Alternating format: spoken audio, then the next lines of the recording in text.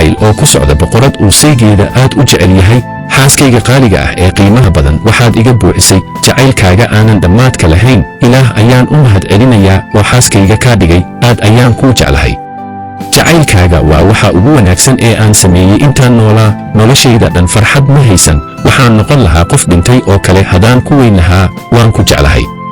la joogaaga dhammaan maalmahayga waxaad ka dhigtay kuwo qiimo leh. waxaad noloshayda ka dhigtay mid fudud, safarkeedana waxa uu ahaa mid cajiib ah. waxaad tahay jawaabta ducadayda, riyadaydana way ii rumowday. waan ku jeclahay.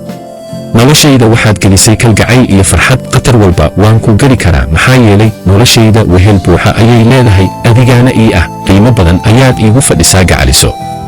aad ayaan kuu jeclahay xaaskayga qaaliga ah ee qiimaha badan. go'aanka ugu wanaagsan ee noloshayda waxa uu ahaa guurkaaga. aad ayaan u nasiib badanahay maadaama aad xaaskaygii noqotay. haddii aad nasiib badan tahay waxaad heshaa xaas wanaagsan. waxaan ula jeedaa nolosha qiimo malahan haddii aadan haysan xaas qurux badan oo aanan kalgacayl lahayn sida adiga oo kale. waan ku jeclahay boqoradayda. waad ku mahadsan tahay inaad kanaalkan soo booqatay. ha ka caajisin inaad barta guduudan gujiso oo aad ka mid noqoto asxaabta buug maqal.